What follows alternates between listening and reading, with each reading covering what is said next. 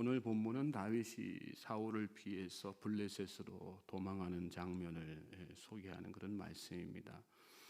전장에서 다윗은 두 번째로 사울을 살려주었죠. 사울은 또다시 자신의 잘못을 뉘우치고 다시는 다윗을 쫓지 않겠다 이렇게 축복하면서 떠났습니다. 그러나 다윗은 사울을 믿을 수가 없었습니다. 인간적으로는 믿고 싶을 수 있었을지 모르죠. 그러나 사울을 부리는 악령과 또 아브넬 같은 간신이 곁에 붙어 있는 한 언제 휘둘려서 마음을 바꾸고 죽여갈지 모르는 그런 상황이었기 때문에 완전히 단념시킬 방법을 찾았어요. 그리고 그 얻은 결론이 블레셋으로 피신하는 것이었죠. 그런데 이와 똑같은 상황이 21장에서도 있었습니다. 노베 제사장 아히멜렉에게 양식을 구하러 갔다가 도액이라고 하는 사람의 고자질로 사울에게 위치가 발각되자 두려운 마음에 블레셋의 가드왕에게로 도망친 사건입니다. 오늘 나오는 가드왕하고 동일한 인물이거든요. 언뜻 보면 이해가 되지 않는 그런 상황입니다. 다시 또 블레셋으로 도망간다는 거. 이유가 뭘까요? 그때 블레셋으로 피했다가 이미 한번 실패를 경험한 그런 이력이 있지 않습니까? 가드왕의 신하들이 다윗을 알아보고는 지금 당장 죽여야지 된다. 그래야 후환이 없다.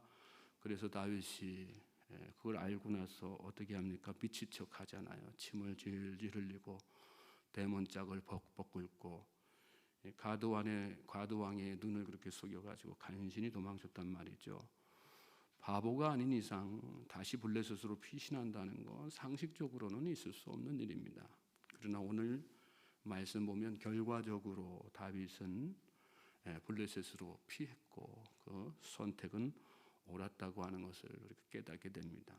사울은 더 이상의 추격을 포기했고 가드왕은 다윗을 환대했습니다. 다윗은 1년 4개월이 넘는 시간을 적진 한복판에서 그렇게 안전하게 보냅니다. 무엇에서 이런 차이가 생긴 것일까요? 왜 21장에서는 미친 척하면서 간신히 도망쳐 나와야만 했고 오늘 본문에서는 안전하게 지낼 수 있었을까요?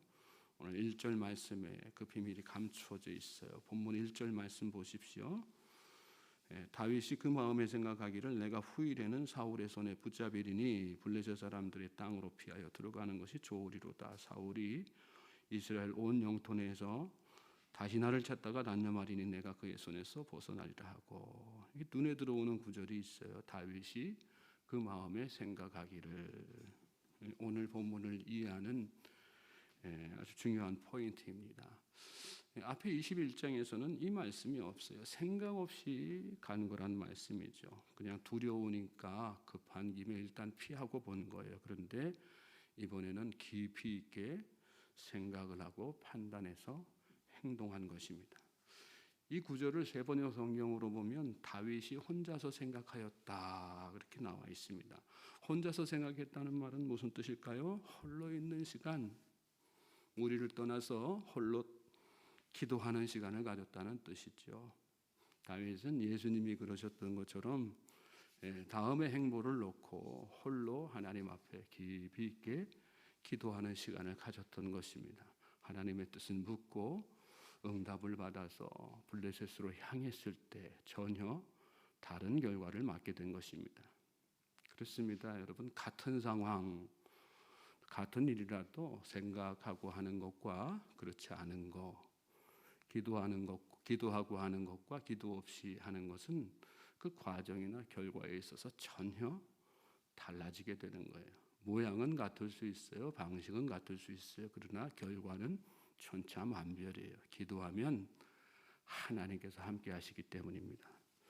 다윗이 일어나 함께 있는 사람 600명과 더불어 가드왕 마옥의 아들 아기스에게로 건너가니라. 2절 말씀에 그렇게 나오고 3절 말씀에는 다윗과 그의 사람들이 저마다 가족을 거느리고 가드에서 아기스와 동거하였는데 다윗이 그의 두 아내 이스라엘 여자 아히노함과 나발의 아내였던 갈멜 여자 아비가일과 함께 하였더니 다윗은 그렇게 기도하고 또 생각한 끝에 600명의 일행들을 데리고 가드 왕 마옥의 아들 아기스에게로 건너갔습니다. 아기스는 다윗이 처음 블레셋으로 도망했을 때 그 왕이에요. 다윗이 도망친 후에 자기가 속았다는 사실을 뒤늦게라도 이렇게 알았을 거란 말이죠. 또 3절에 보면 저마다 가족을 거느리고 갔다 이렇게 했으니까 총 인원이 2,000명 가까이 되지 않겠습니까? 가드 왕에게 경제적으로나 군사적으로 커다란 위협이 될 수 있는 상황이었습니다. 이 말은 여러 가지 면에서 바꿔보면 다윗의 상황이 이전보다 더 불리한 상황이라는 말입니다. 그런데 여기 말씀 보면 그 많은 인원이 아기스와 동거했다 이렇게 나오죠. 아기스가 다 받아줬다는 말입니다. 다윗에게 속은 경험도 있고 또 다윗 일행들이 먹고 살 수 있도록 경제적인 부담, 또 그들이 언제 적으로 바뀔지 모르는 군사적인 위험이 이렇게 있었지만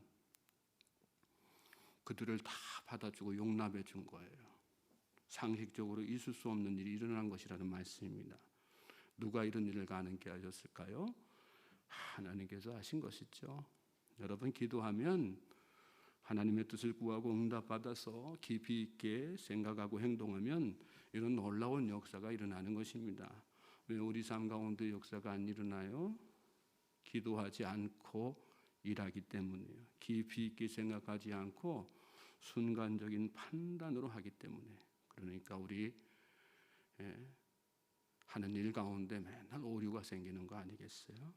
저는 저와 여러분이 무슨 일을 하든 하나님 앞에 기도하고 또 하나님 앞에 응답받아서 깊이 있게 생각하며 행동하고 판단하고 또 행할 수 있는 주의 백성들 되시길 바랍니다. 4절 말씀 보십시오. 다윗이 가드에 도망한 것을 어떤 사람이 사울에게 전하매 사울이 다시는 그를 수색하지 아니하니라. 다윗이 가드에 도망한 소식이 사울에게 전해졌어요. 근데 말씀해 보면 사울이 다시는 그를 수색하지 않았다 그렇게 나오죠. 다윗의 기대가 정확하게 들어맞은 것입니다. 오늘 여러분의 기대하는 바가 있으세요? 기도하십시오. 생각하고 행동하십시오. 그리고 응답받고 움직이십시오. 하나님께서 여러분의 기대를 기쁨으로 채워주실 줄로 믿습니다. 5절 6절 말씀 또 보시겠어요? 다윗이 아기스에게 이르되 바라건대 내가 당신께 은혜를 입었다면 지방 성읍 가운데 한 곳을 내게 주어 내가 살게 하소서. 당신의 종이 어찌 당신과 함께 왕도에 살리까 하니 아기스가 그날에 시글락을 그에게 주었으므로 시글락이 오늘까지 유다 왕에게 속하니라. 다윗의 지혜와 겸손이 빛나는 말씀입니다. 다윗은 아기스와 동거하면서 이 아기스 왕에게 일행들이 따로 살 성읍을 요청합니다. 여기 말씀에 보면 그 말하는 태도를 보세요. 자신을 철저하게 낮추죠. 그리고 아기스를 높여요. 당신의 종이 어찌 당신과 함께 왕도에 살겠습니까? 그러니 저 지방 성읍에 가서 살 수 있도록 좀 허락해 주십시오. 그러자 아기스가 감동하지요. 시글락이라고 하는 유대 접경 지역의 성읍을 내줍니다. 감동했는지 어떻게 알아요? 감동했으니까 여기 말씀에 그날에 시글락을 그에게 주었다 이렇게 나오지 않습니까? 감동하지 않았으면 그날 얘기한 그날 이렇게 허락해 주겠어요? 저는 저와 여러분이 하나님을 감동시키고 사람도 감동시킬 수 있는 믿음의 성도들 될 수 있길 주님의 이름으로 소망하고 축복합니다. 겸손하면 되는 거예요. 하나님 앞에 겸손하면 땅을 얻는 것입니다. 그 말씀 보면 시글락이 오늘까지 유다 왕에게 속하니라 그렇게 했어요. 이때로부터 시글락은 유다의 땅이 되었다는 거예요. 예수님은 팔복 말씀하시면서 마음이 온유한 자는 복이 있나니 그들이 땅을 기업으로 받을 것이라 이렇게 말씀하셨어요. 온유와 겸손은 같은 맥락의 단어예요. 예수님도 나는 마음이 온유하고 겸손하다 이렇게 말씀하셨지 않습니까? 기도하는 사람은 생각이 깊어지고 생각이 깊어지면 말 한마디 행동 하나 절대로 교만할 수 없습니다. 하나님께 머리 숙이는 만큼 사람 앞에서도 머리 숙이게 되는 거예요. 비굴해서 그런 거예요? 아니에요. 겸손해서 그런 거예요. 그리고 복 있는 인생 되는 것입니다. 자, 다윗은 하나님 앞에서도 겸손하고 사람 앞에서도 겸손했어요. 또 다윗은 겸손했을 뿐만 아니라 지혜도 참 넘쳤어요. 다윗이 이렇게 아기스 앞에서 겸손한 모습을 보인 것은 단순히 거주할 성읍을 얻기 위한 목적만은 아니었어요. 아기스의 눈을 벗어나서 자신이 정말로 하고자 했던 일, 그 일이 뭘까요? 하나님의 뜻을 이루는 것이죠. 하나님의 영광을 드러내는 일이고 그것을 이루고자 하는 더 큰 계획이 있었기 때문입니다. 7절부터 11절 말씀 같이 한번 읽어볼까요? 긴 말씀인데 시작. 다윗이 블레셋 사람들의 지방에 산 날수는 1년 4개월이었더라. 다윗과 그의 사람들이 올라가서 그술 사람과 기르스 사람과 아말렉 사람을 침노하였으니 그들은 옛적부터 술과 애굽 땅으로 지나가는 지방의 주민이라. 다윗이 그 땅을 쳐서 남녀를 살려두지 아니하고 양과 소와 나귀와 낙타와 의복을 빼앗아 가지고 돌아와 아기스에게 이르매 아기스가 이르되 너희가 오늘은 누구를 침노하였느냐 하니 다윗이 이르되 유다 네겝과 여라무엘 사람의 네겝과 겐 사람의 네겝이니이다 하였더라. 다윗이 그 남녀를 살려서 가드로 데려가지 아니한 것은 그의 생각에 그들이 우리에게 대하여 이르기를 다윗이 행한 일이 이러하니라 하여 블레셋 사람들의 지방에 거주하는 동안에 이같이 행하는 습관이 있었다 할까 두려워함이었더라. 12절 마저 읽겠어요. 아기스가 다윗을 믿고 말하기를 다윗이 자기 백성 이스라엘에게 심히 미움을 받게 되었으니 그는 영원히 내 부하가 되리라고 생각하니라. 다윗 일행은 시글락으로 이렇게 내려가서 별다른 움직임 없이 1년 4개월을 지냅니다. 아기스를 안심시킨 것이지요. 그리고 아기스가 그렇게 안심하고 마음을 놓고 있는 사이에 이 말씀 보면 그술 사람, 기르스 사람, 아말렉 사람을 침노했다 이렇게 나와요.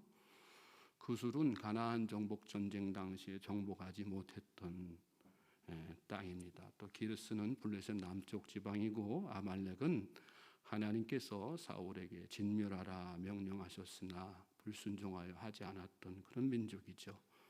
다윗은 비록 블레셋에 몸담고 있었지만 그곳에서 부지런히 하나님께서 원하시는 일들을 하고 있었던 것입니다. 우리는 대개 상황이 나아지면 나아지는 대로 또 열악하면 열악한 대로 그 환경 그 상황에 적응하여 하나님의 뜻을 망각하며 살 때가 참 많습니다. 기도의 사람은 어떤 상황에서 또 사명을 잊지 않습니다. 있는 곳이 어디든 처한 상황이 어떠하든 그곳에서 하나님의 뜻을 이루어가는 것이죠. 다윗은 그술 사람, 기르스 사람과 아말렉 사람을 침노하여서 남녀를 다 진멸했습니다.